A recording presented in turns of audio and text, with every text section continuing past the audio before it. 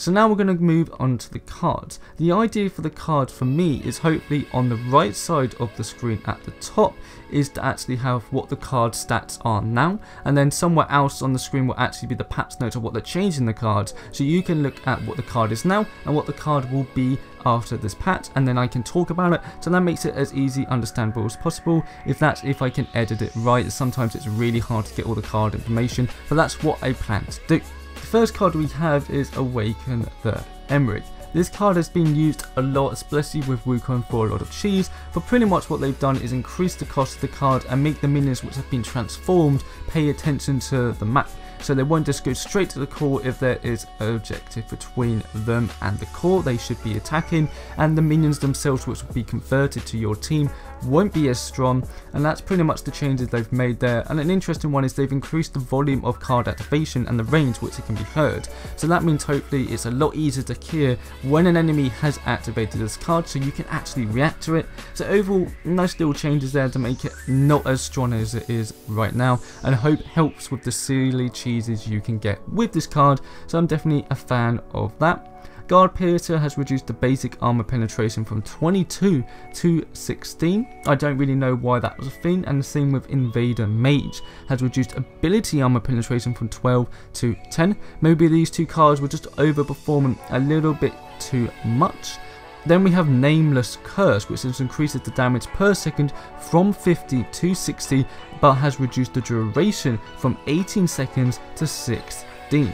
I guess this really doesn't change Nameless Curse that much. It will just basically be dealing more damage over a shorter period of time if you work out the maths, but I think it's something just to make it not last as long. It's a very late game death card, but really a tweak there which I don't quite see the significance of right there. Then we have Shadow Dancer, which has been quite the hot topic, which has been quite a strong card. What they've done to it is basically increase the cost of this card and reduce the duration that you are in the Shadow Plane from 15 seconds to 10 seconds, however have increased the power of the card from 14 to 18 to make sure the nerf isn't too hard hit. But that's definitely hopefully going to help that people aren't getting it as early on in the game, and they don't have a ridiculous amount of time in the Shadow Plane to pick their target.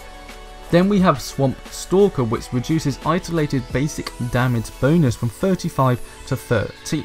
I thought this card was quite good, especially for a jungler, but I think this is mainly going to help with Orb Prime. I think this card, if you solo Orb Prime, of course you're going to be getting a lot more basic damage bonus from this card, and that maybe was an issue there, but it's only a slight nerf from 35 damage to 30, so it's just a little tweak there. It definitely was a really good card if you were by yourself for a long period of the game.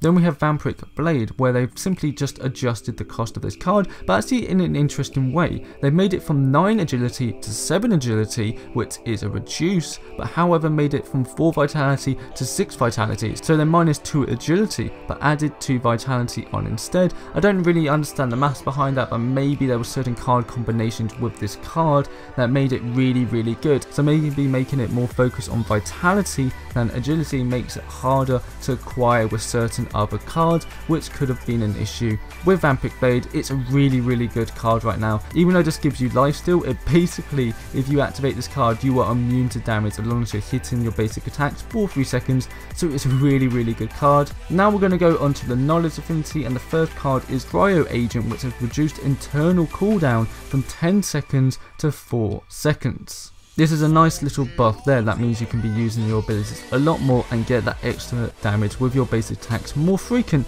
than you currently can. Then we have Echidon Soldier, which reduces fade time from 2 seconds to 1.5 seconds. This was definitely one of my favourite cards in the game, but it doesn't really have much use. So enter the Shadow Plane for as long as you are stationary after 2 seconds. Instead of 2 seconds, it's just going to be 1.5 seconds, meaning you can quickly get invisible as soon as possible and build up that ability damage over time. So that's a little buff there, but nothing significant. Then we have Generator, which has reduced the cost of this consumable from 1500 gold to 1200 gold, and has reduced the mana regen, however, from 100 to 75, which really isn't going to make much of a difference, because if you are spamming this a lot for the 30 seconds, you're going to get pretty much infinite mana, but the reduction in gold may make this card actually more worthwhile, as I hardly see it used as it's a consumable. So it's a one-time use, really good though. again, hopefully the gold reduction actually makes it more worthwhile. Talking about consumables, one that's definitely got a big buff is Rejuvenator, which is the one that basically is a health and mana potion combined, but now it has 2 charges instead of 1, which is something I thought would be straight away with this card, but they have increased the cost from 200 gold to 300 gold, which I think is a fair trade, so you may actually see this card more early game, which hasn't been used pretty much at all because people don't really want to waste their gold in it, but now it has 2 charges. I think it definitely is more worthwhile with the cards like Font of Experience. And then the last card in the knowledge affinity is Wet Wear Virus, which has increased the flat damage and increased the attack speed slow, so it's just a general buff to this card. It was quite a nice card, more focusing on support where you could weaken an enemy target hero, but it's nice that this card does a bit more now to make it more worthwhile if you're against a high priority target that's dealing a lot of damage. Use this card and it can really help you out. Now we're going to go over to the order cards, the first being Brilliant Fortification, a personal favourite of mine in the order class, which not many people actually use.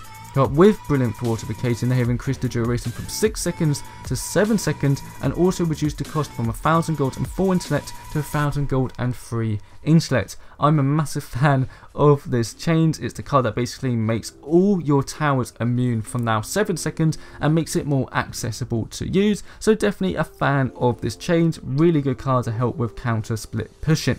Then we have Gate of Salvation, which is an elevate card. They have buffed it so the increased health is from 225 to 275 and reduces the base cooldown of this card to 35 seconds instead of 45, and it also has increased the elevated effect frequency per attribute point from 2% to 4%. So a really big buff to this card, especially if it's elevated, which means it's the only card you have equipped at that time. I tested this card out and really didn't see much of a difference, and if there was, it really wasn't that helpful. There's a lot of other better support cards out there, but hopefully this buff changes that around. Then we've Godmother's Vigilant, which reduces the max health bonus from 15% to 10% and has also reduced the stat max health on it as well, but instead it now grants extra max mana, which is a nice change. So as for the actual passive, reducing the max health bonus from 15% to 10%, I definitely think is needed.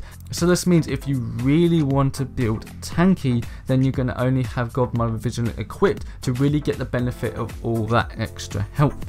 Then the next card is called Knight of Ashur, which increases the basic damage and increases the elevated effect basic damage per attribute point from 1.5 to 2.5. A nice little buff to the card. All the elevate cards seem to be either really good or not as good, so it's nice this one is getting a buff. Then we have Malink's Grace, increasing the percent max health shield granted from 15% to 25%, and it's also reduced the mana cost from 100 to 75.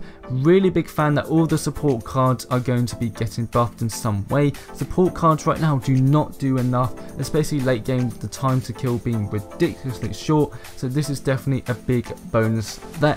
And then we have Malink's Tribute, which has reduced maximum shield from 20% max health to 15% max health and no longer grants attack speed, however now grants 290 max health.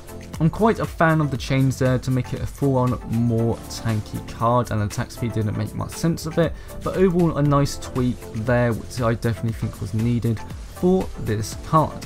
Then they have buffed Yomi Guardian quite a significant amount. This was the card that basically made it so allied units took less damage, but now they take even less damage. The card has been reduced in cost, and the basic armor however and the max health stat on the card has been reduced also, but overall a really good buff for this card if you need it to help defend your lanes or push a lane in your favour. And then we're going to go over to the Growth Affinity. Battle Shepherd is the first card, which they've increased the minion health regen aura from 10 to 55, which is a huge buff for this card. It wasn't a card that really was used that much, but definitely from that humongous buff there for minion health regen, this card is going to be really good to help either defend a lane or split push a lane. And then we have one of the more favourite early game cards, Exoskeleton. They reduced the flat damage block from 8 to 6. So for example, Phase's Energy Lance would do 0 damage and 0 slow to a target that had Exoskeleton. However, now the damage block has been reduced from 8 to 6, means that her damage will still be doing very little, but it will still be doing damage. That's just an example of this card getting nerfed a little bit. Then Flame of Zelchin, one of again the biggest cards that has been a big problem in the game. They've increased the cost of this card, they've reduced the basic damage of this card, and reduced the damage per activation of this card, and also increased the cooldown of this card, and given the card a good mana cost. I mean, I think this is the card that's got the biggest nerf so far, and it's very much needed. I'm quite surprised they didn't make it so you couldn't use Flame of Zelchin on the same unit more than once over a period of time, because people could literally solo Flame of Zelchin if your entire team had it. But this is a huge nerf for this card. This means you can't get it as early on as you could before. This also means that it's going to take a lot longer to scale this card out to the point it's doing really good damage, and of course with the increased cooldown and mana cost, this card has definitely got hurt by this update and very much needed, as it was one of the broken cards. Then we have Growth Totem, which has just increased the power gained per a minute from 0.8 to 1, and increased the max health gain per a minute from 15 to 20. Which is quite a nice change. I didn't see this card used as much because people didn't really know the maths, which is a card I'm definitely going to be checking out.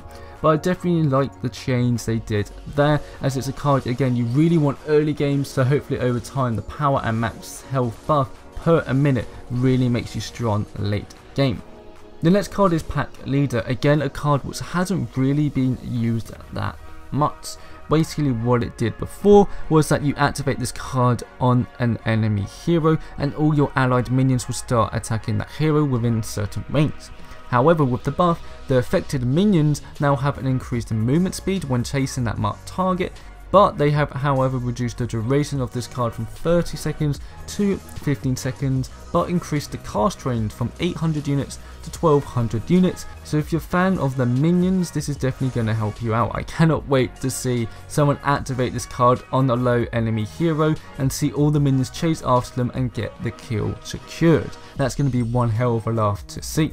Then we have Spry Kin. They've reduced the cost of this card overall just a little bit on the intellect side, and also reduced the cooldown heavily, almost half in the cooldown, but they have reduced the percentage gained on activation from 60% missing health and mana to 50% missing health and mana.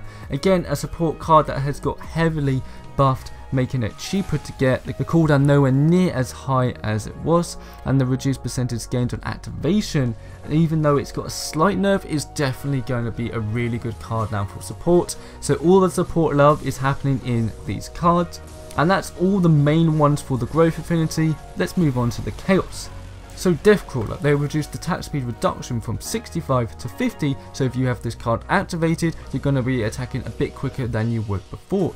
However, they have reduced the critical damage bonus from 300% to 250%. That's definitely going to be a huge difference in overall damage. So this means you're probably going to be dealing the same damage over a period of time, but your initial burst damage is definitely going to be quite a bit lower than it was before, with the 50% damage reduction this nerf has given this card, which hopefully means that a Klari that comes out of stealth can't easily one-shot people as much anymore. Definitely a nerf that was needed for that card.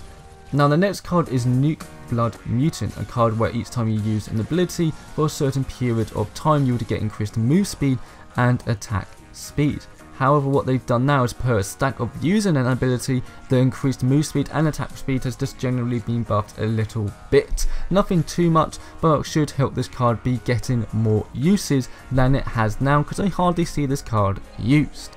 And they're the only ones in Chaos that are worth noting. The other ones are just simple bug fixes and tweaks here and there, nothing really to change the card at all. The only thing I actually want to cover in this video is the gems, as a single gem being multi-shot, which has been a very hot topic again. What they've done is reduce the damage of additional projectiles from 80% to 60%, which I think is a really nice change. I'm not been a big fan of multi-shot since its launch. I think it's a really stupid gem, or even card if it was a card, that makes carries a lot easier to use. However, this means that the additional projectiles won't be dealing as near enough damage as the main shot, means you still have to aim somewhere, or you just won't be dealing as much damage as you could if you could actually aim. So overall, I'm actually quite happy with these changes. Again, we're going to have to wait and jump into the game ourselves to really see how this actually works and how it feels with the card and hero changes, and combining those together. Does that mean the really OP heroes are going to still be OP with the OP cards? But I hope you all enjoyed this video. Personally, I'm very excited. This is the first big update since version 42, and it seems Epic are taking it seriously with the patches. I know a lot of people complained. I'm very happy about it. Thank you for very much sticking around for this probably very lengthy video. I don't know how long it's going to be or how I'm going to edit this, because it's going to take God knows how long. But thank you all very much for watching this video. I hope you enjoyed it. I will be covering version 42.3 when it launches tomorrow to get all the feelings and probably my first impressions of this update out then. So thank you all very much for watching, and I'll see you all next time.